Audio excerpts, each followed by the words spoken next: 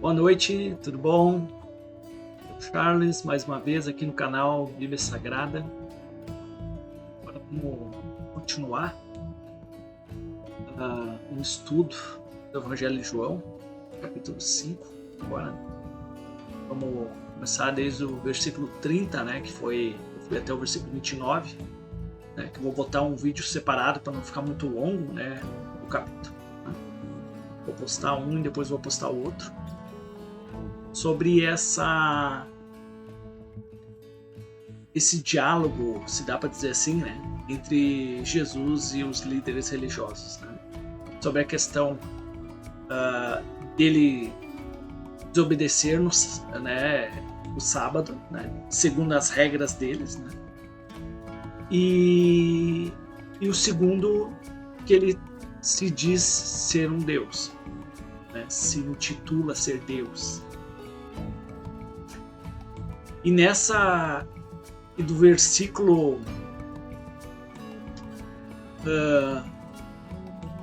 do versículo 19 em diante, né, ele vai responder a essa acusação, né, de ele negligenciar o sábado, né, e se dizer Deus, né.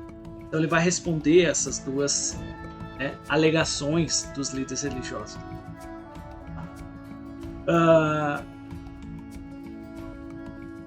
Que vocês deixem o like, né?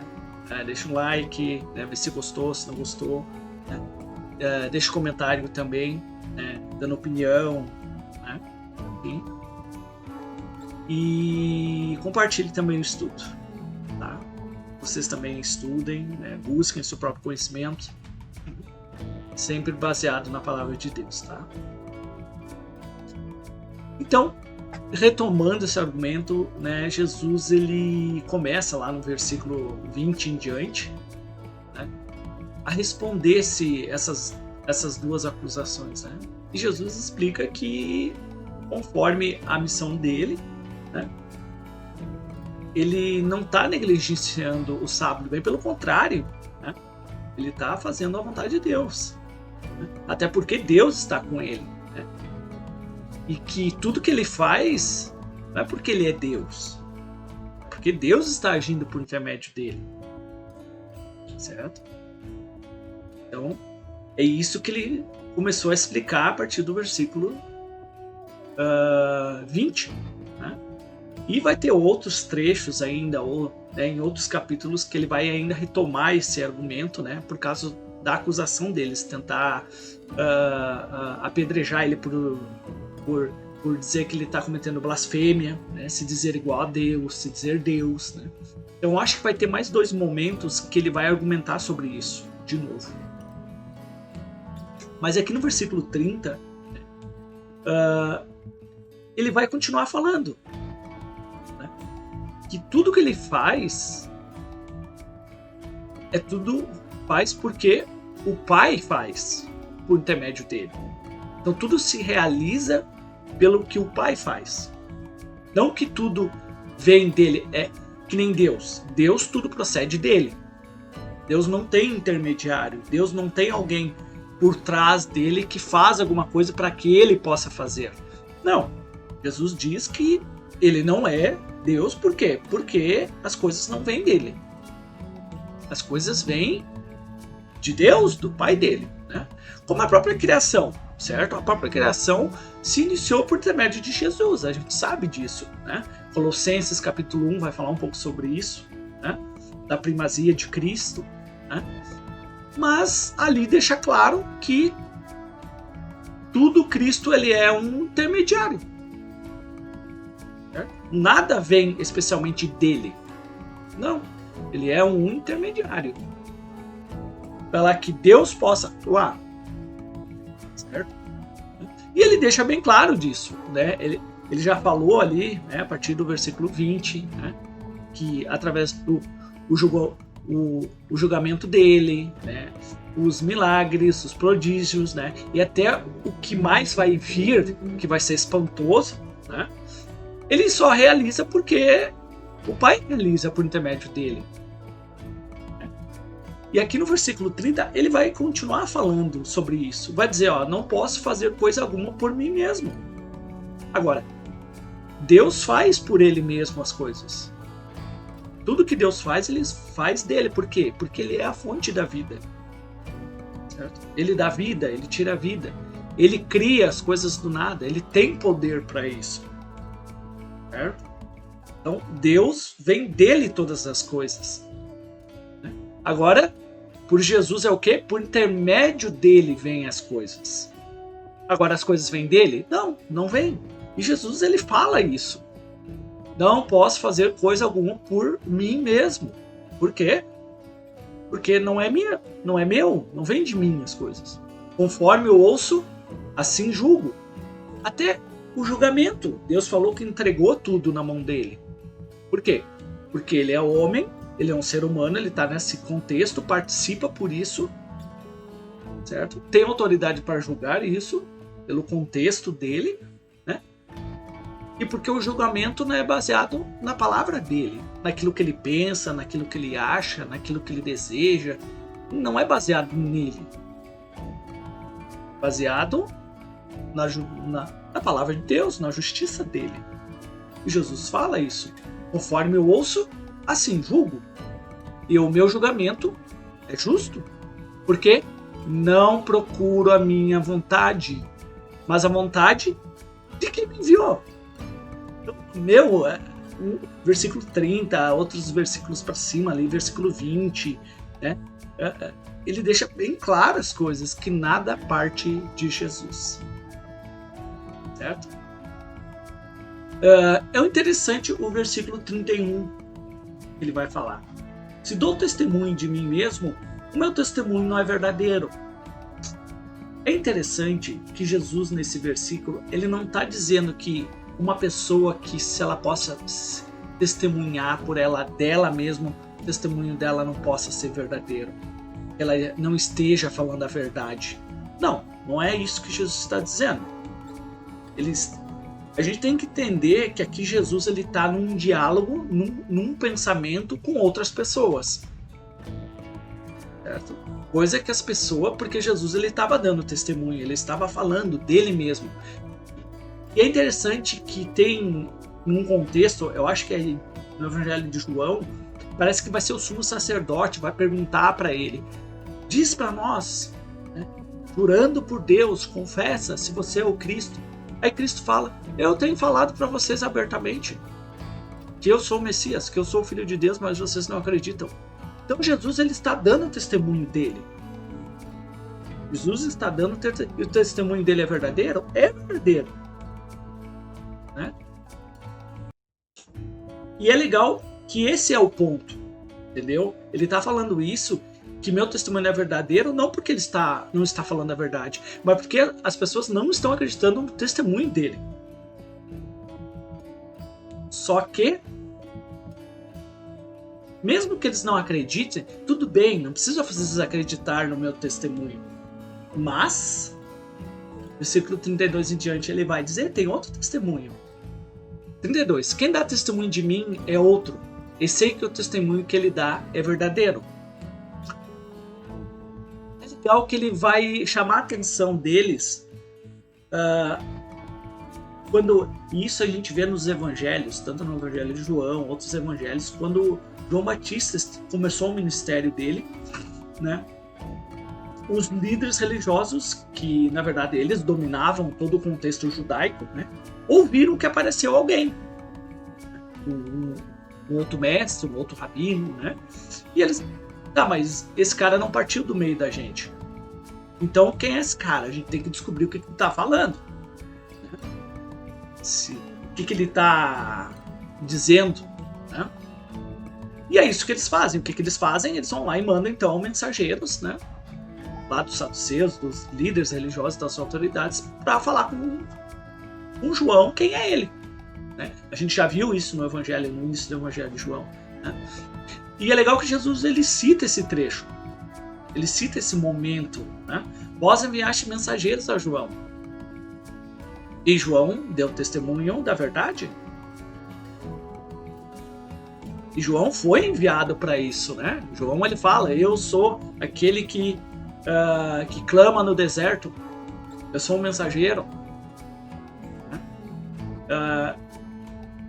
E é legal que ele vai falar no versículo 34. Eu, porém, não recebo testemunho de homem. E é legal que ele vai dizer por que não isso. Não que o testemunho de João não seja válido. Não que o testemunho de Jesus não seja válido. Certo? Mas ele vai falar isso aí. Mas digo isso para que sejais salvos. Então, ele não está dizendo que não é válido o que João disse, ou o que Jesus testemunha. Não. Certo? É legal que ele vai falar qual é realmente o testemunho que eles têm que olhar. Que é o que o testemunho de Jesus leva e o testemunho de João leva. Leva ao Deus verdadeiro, aquilo que Deus testemunhou da verdade, de quem ele é o Messias. Porque tudo que Cristo testemunha e que o João testemunhou, eles levam o quê? A verdade de Deus sobre o Messias. Certo? E é legal que ele vai dizer: ele era a candeia que ardia e iluminava. E vocês ainda quiseram se alegrar, foram buscar, né, acharam interessante, né, aquilo que ele falava. Né, um pouco de tempo com a sua luz. Legal o versículo 36. Mas o testemunho que eu tenho é maior do que o de João. Porque as obras que o Pai me concede a realizar, essas mesmas obras que realizo, dão testemunho do que o Pai me enviou. Porque, tipo assim, tudo que Jesus ele estava baseando essa conversa, tudo se engloba em questão sobre o Messias, certo? Sobre o que Deus testemunhou no Antigo Testamento sobre o Filho dele, os profetas, através dos profetas, pelo Espírito Santo. Coisa que João foi uma luz baseada nisso. Coisa que Jesus, através das obras que ele está realizando, daquilo que ele está confirmando, aquilo que Deus já deu testemunho dele. Então é uma comprovação disso. E é legal que ele fala isso. E o Pai que me enviou, ele mesmo tem dado testemunho de mim. E é legal que ele chama a atenção eles. Vocês nunca viram, ouviste a sua voz, nem viste a sua forma? Isso demonstra que a palavra dele não está em vós. Porque eles não estão crendo naquilo que Jesus está fazendo. Aquilo que Jesus está realizando. Aquilo que João deu um testemunho que mostra que o livro de Malaquias fala de João Batista. Então os profetas falavam. Então se eles realmente conhecessem aquilo que Deus já tinha falado, que é testemunhado através dos profetas pelo Espírito de Deus, se eles realmente conhecessem o que Deus pensa, o que Deus fala no Antigo Testamento, era automático você aceitar o Messias, você aceitar Jesus pelo testemunho do Antigo Testamento, pelo testemunho daquele que clama no deserto. E o próprio Jesus, o que aconteceu com ele. Mas não foi isso que aconteceu. E isso prova o quê? Que realmente eles não tinham a palavra do Antigo Testamento, os profetas, o que Deus pensava, aquilo que Deus estava falando, não estava com eles. Então é isso que Jesus está explicando. Só que, pelo contexto deles, as pessoas viam uns servos de Deus. Eles tinham a palavra, eles tinham, né? Como hoje o mundo religioso, né? Mas isso é um engano, não tem. E é legal que ele fala que eles buscam isso. Vós examinais as Escrituras, pois vocês julgam ter nelas o quê? A vida eterna. E são elas que vocês julgam buscar a vida eterna, para buscar vida espiritual, que é o sentido, né? A vida eterna, a vida espiritual com Deus. essa mesma palavra fala de mim. O autor da vida. Mas não quereis vir a mim para teres vida.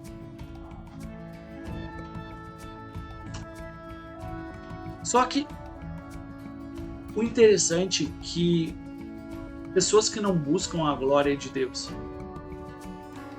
mostram que não tem humildade, é soberba, arrogância, porque querem se exaltar, não exaltar Deus. Buscam dominar aquilo que não é deles, mas sim do Supremo Pastor. E é legal que eu vou trazer um trecho, que eu acho interessante isso.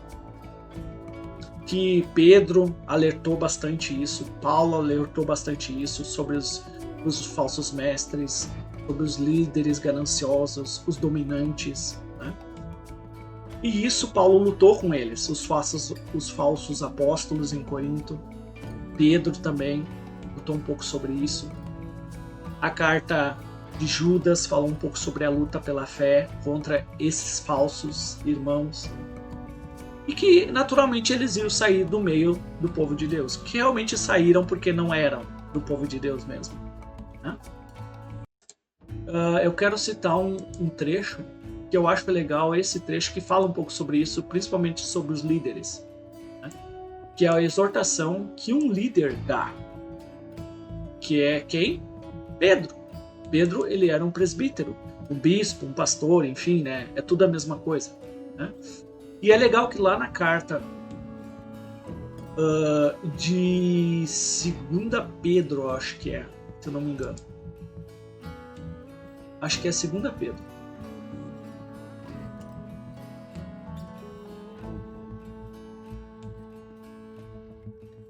Deixa eu ver.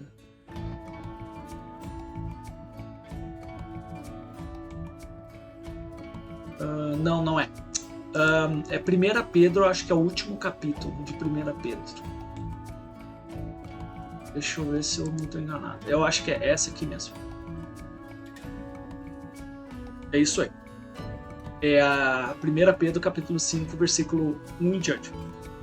Portanto, suplico aos presbíteros, ou bispos, pastores, enfim, é a mesma pessoa, tá?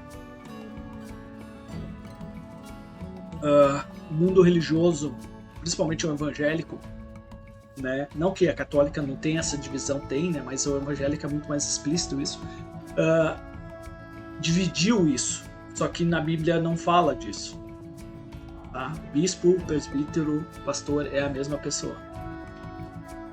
Então aqui o líder, o presbítero Pedro, ele exorta esses líderes, né? Portanto, suplico aos presbíteros, né, que há entre vós, eu que sou um presbítero, com eles testemunha assim dos sofrimentos de Cristo e participantes da glória que será revelada. Pastoreai o rebanho de Deus que está entre vós, cuidando dele não por obrigação, mas espontaneamente, segundo a vontade de Deus, nem por interesse em ganho ilícito, mas de boa vontade, nem como dominadores dos que vos foram confiados, mas servindo de exemplo ao rebanho. Porque vocês são o quê? Todos irmãos. Quando ao Supremo Pastor se manifestar, recebereis a imperecível coroa da glória. Então era esse trecho que eu queria citar um pouco. Então eu não recebo glória da parte dos homens, mas vos conhece bem, eu vos conheço bem, né? E sei que não tendes o amor de Deus em vós. Eu vim em nome de meu Pai. É legal isso, né? Ele veio como um representante de alguém. Então, quando tu é um representante de alguma autoridade, de alguém, é como se aquela própria pessoa estivesse lá, né? Como um presidente envia um representante, um rei, né? Está lá é como se fosse o próprio rei, o próprio presidente. Então qualquer coisa que é feita contra ele, a autoridade que ele tem, tudo é como se fosse do presidente ou do rei, certo? Então é isso que quer dizer vir em nome de meu Pai. e não me recebeis. Mas se outro vier em seu próprio nome, a esse recebereis. Mas por quê? É interessante isso. Pela lógica, o que os líderes religiosos esperavam? Que eles recebessem o quê? Como que se Jesus chegasse para eles e exaltasse eles, como os líderes, pedisse permissão. É mais ou menos esse no sentido, se exaltando entre eles. Né? E Jesus não fez isso. Porque ele está aqui para exaltar a Deus, não os homens. Não, e nem buscar por sua própria glória. Mas é isso que os seres humanos buscam, exaltar uns aos outros. E Jesus fala, mas se outro vier em seu próprio nome, a esse recebereis. Por quê? Em seu próprio nome. Porque eles se glorificam entre eles, são representantes, se exaltam entre eles. Né? Versículo 44. Como podeis crer, vós? E ele vai dizer isso. Vós recebeis glórias um dos outros, e não buscais a glória que vem do único Deus. Então, isso mostra que você não é sincero. Você não está realmente obedecendo a Deus, porque tem alguém que você está glorificando, tem alguém que você está exaltando. Então você busca exaltar, glorificar alguém. Certo? E era isso que Jesus fazia, coisa que os líderes religiosos não faziam em relação a Deus. Não penseis que vos acusarei perante o Pai. Não.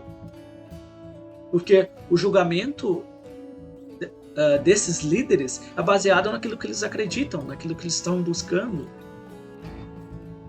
E Jesus vai falar isso. Há outro que vos acusa, que é Moisés, e que tendes esperança.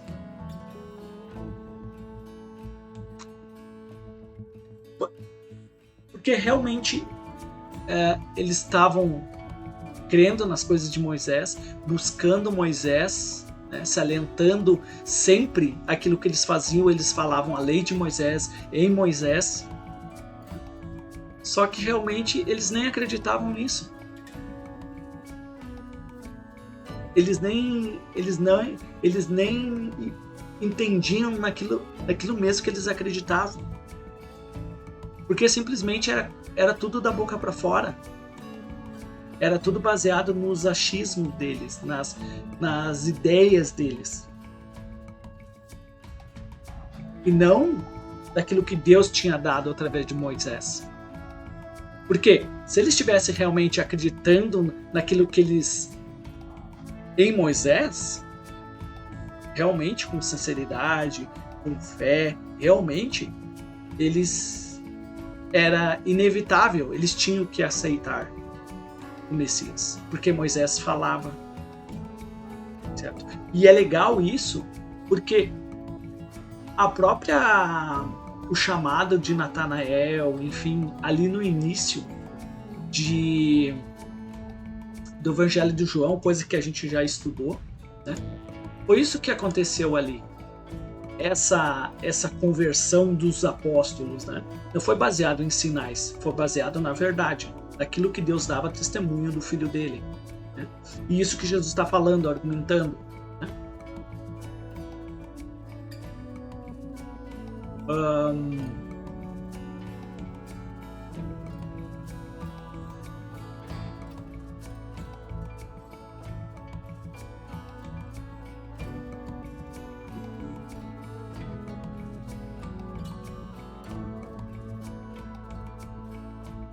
Aqui, ó, versículo 40. André, irmão de Simão Pedro, era um dos dois que ouviram João falar e seguiram Jesus. O primeiro que ele encontrou foi Simão, seu irmão, e disse-lhe: achamos o Messias, né? E levou a Jesus, enfim, né? Mas baseado no quê? E isso é legal, o chamado de Filipe e Natanael. E no dia seguinte Jesus decidiu para a Galileia, encontrando Filipe, disse-lhe: segue-me. Filipe era de Betsaida, da cidade de André e Pedro, e Filipe encontrou Natanael e disse-lhe: achamos aquele de quem Moisés escreveu na lei. Então, Filipe tinha visto naquilo que Moisés tinha escrito. E Filipe, ele não era um líder religioso, ele não era um saduceu, ele não era um fariseu, ele não fazia parte do sinédrio. Ele era simplesmente uma pessoa comum, um pescador, ou enfim, não sei qual era a função dele, né? Mas essas pessoas que Jesus está falando, conversando, eram pessoas religiosas, entre aspas, né? E não sabiam a palavra de Deus, não entendiam, não acreditavam, porque não conheciam Deus, não tinham a verdade daquilo no coração delas, coisa que Filipe tinha. Filipe disse o quê? Achamos aquele de quem Moisés escreveu na lei, sobre quem os profetas também escreveram, Jesus de Nazaré, o filho de José, o Messias. Achamos o Messias, achamos aquele que Moisés e os profetas escreveram. Agora os líderes religiosos não entendem isso, não sabem disso. Por quê? Porque eles estão ali para se glorificar, para não glorificar a Deus. Como o mundo religioso hoje, os católicos, os evangélicos, todos os evangélicos, agem assim.